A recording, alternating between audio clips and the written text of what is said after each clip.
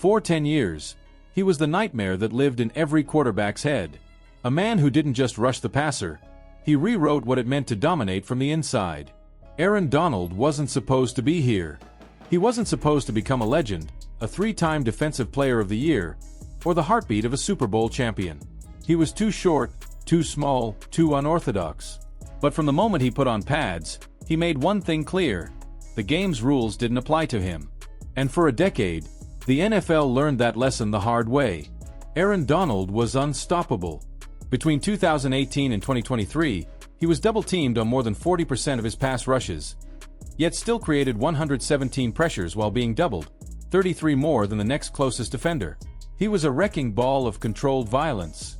Quarterbacks panicked before the ball even left the center's hands. Offensive lines collapsed like paper walls. He wasn't just strong, he was surgical, explosive, intelligent, and every time he stepped on the field, he played like the opposing quarterback had personally insulted him before kickoff. But none of this seemed destined when he was a kid growing up in Pittsburgh. Back then, Aaron wasn't some prodigy. He was lazy by his own admission. He liked sleeping in, snacking, taking it easy. His brother called him short and stumpy. Nothing about him screamed future Hall of Famer, until his father decided it was time to change that. When Aaron turned 12, the wake-up calls began before dawn. 4:30 a.m. The basement gym. It wasn't fancy, just rusted weights and determination, but that's where the legend began. Father and son, grinding in the dim light of a makeshift home gym, sculpting a boy into a machine. By high school, at Penn Hills, Donald was a problem. He wasn't the biggest, he wasn't the fastest, but he was relentless. He studied film like a pro, trained like a lifer, and attacked every play with a fury that made offensive linemen question their career choices. By his senior year, he was wrecking games outright, forcing fumbles, swallowing running backs, chasing quarterbacks like prey. And yet, when the recruiting rankings came out, he was just another 3-star. Average on paper. But paper has never captured what made Aaron Donald different. Without offers from powerhouse programs, he stayed home, choosing Pitt. It didn't take long for people to notice. As a freshman, he earned snaps. As a sophomore, he made noise. By his senior year, he was undeniable. 59 tackles, 28.5 for loss, 11 sacks. He swept every major defensive award: the Bronco Nagurski, Lombardi, Outland, Bednarik. One of the most dominant seasons college football had ever seen. And still, the same whispers followed him to the NFL draft. Too short, too small, not the prototype. Scouts gave him an average backup grade. A future rotational guy, they said. Then came the combine. A 4.68 40-yard dash. 35 reps on the bench. Agility drills that shattered expectations. Suddenly, the kid everyone had overlooked looked like a monster built in a lab. Rams defensive line coach Mike Waffle saw what others couldn't ignore. And with the 13th pick in the 2014 draft, the St. Louis Rams took their chance. It seemed strange. They already had talented defensive tackle, but the moment Donald stepped on the field, it was obvious. This wasn't just another rookie. 9 sacks, 18 tackles for loss, a Rookie of the Year trophy, and film that looked like horror reels for offensive coordinators. He wasn't playing against professionals. He was humiliating them, beating double teams, collapsing pockets, forcing panic. From that point on, the league knew what it was dealing with. Year 2, he took it further.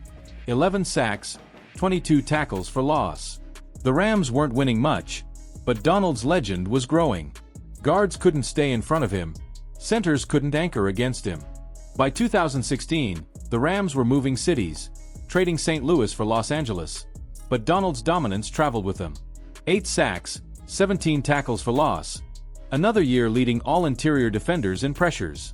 He was the most disruptive player in football. But despite that, the Rams refused to pay him his worth. So, he held out. Training camp came and went. No deal. The season started. Still nothing. Most players would have sat out longer, waited for leverage. Donald didn't. He showed up in week 2 and proved his value the only way he knew how, by terrorizing offenses. 11 sacks, 27 QB hits, 91 pressures. He made offensive lines irrelevant. The Rams went 11-5, their best season in over a decade, and Donald won his first Defensive Player of the Year award. Finally, the Rams came to their senses. 6 years, $135 million, $87 million guaranteed. The richest defensive contract in league history.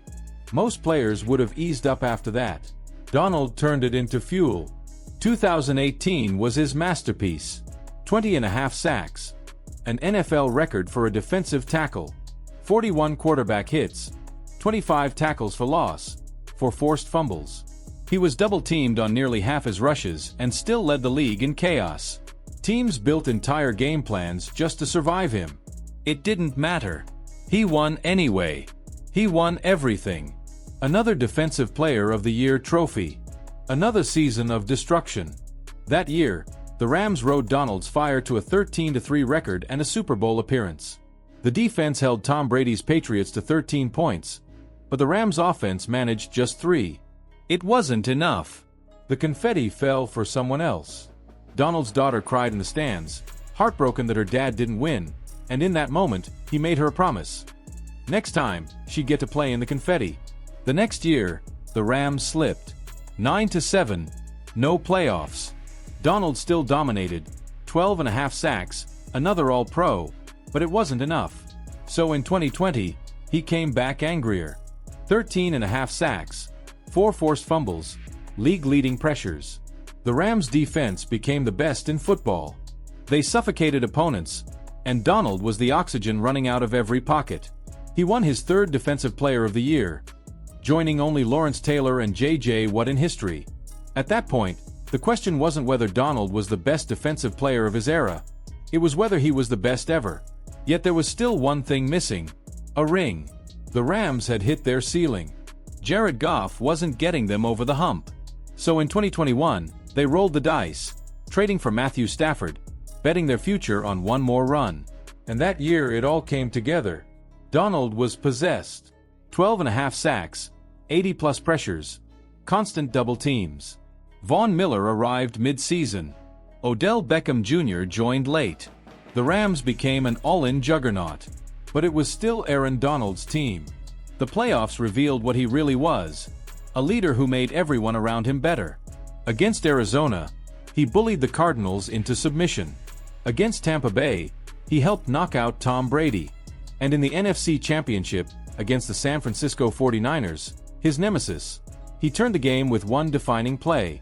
With the Rams clinging to a 3-point lead and the 49ers driving, Donald broke through the line, forced Jimmy Garoppolo into a desperate throw, and ended the game with an interception. The curse was broken. The Rams were going to the Super Bowl. Super Bowl 56 wasn't a blowout. It was a knife fight. The Bengals led late. The Rams fought back. And in the final minute, 4th and 1, the world watched as Joe Burrow took the snap.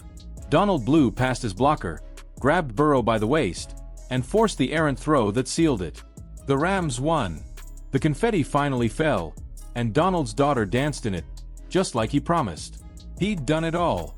10 seasons, 3 Defensive Player of the Year awards, a Super Bowl ring, 8 first-team All-Pro selections. He could have walked away then, and almost did. He told McVay he was complete. But Sean McVay called him back for one more run. The Rams restructured his deal. 3 years, $95 million, the highest-paid non-quarterback in NFL history. Donald stayed, but the magic didn't. Injuries piled up. Stafford's elbow gave out, Cooper Kupp went down, and for the first time in his career, Donald missed games. The Rams collapsed. Still, in just 11 appearances, he put up 5 sacks and dominated double teams like usual. When 2023 came, people wondered if he had anything left. The roster around him was a shadow of its former self. Jalen Ramsey gone, Bobby Wagner gone, the stars dimmed. But Donald didn't coast. He came back sharper, hungrier, refusing to be sentimental about his final act. 8 sacks, 16 tackles for loss, 23 QB hits, All-Pro again. And somehow, he led a young, doubted Rams team back to the playoffs. They fell to Detroit, but that wasn't the story. The story was that Donald had done it again. Leading, inspiring, dominating. One last time. After that game, he smiled at McVay, hugged him, and said the words that ended an era, "That's it." On March 15, 2024, he made it official with two simple words. I'm complete.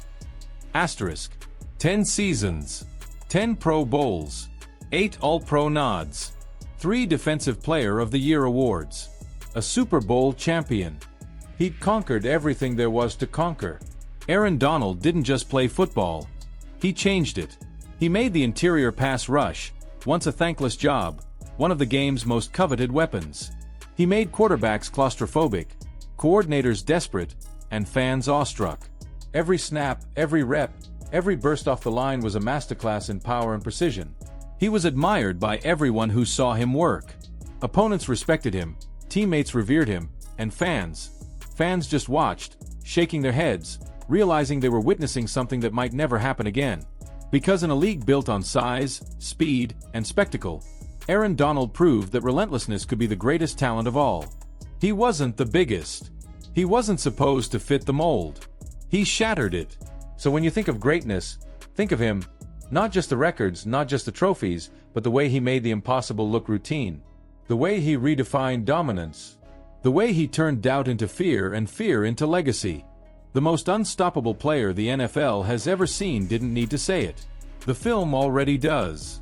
And for fans watching his final highlight reel, the feeling is the same one that echoed through every Sunday he ever played. Awe, disbelief, and the quiet realization that we may never see another like him. If you enjoyed this story, hit that subscribe button, leave a comment below, because legends like Aaron Donald deserve to be remembered, and stories like this deserve to be told again and again.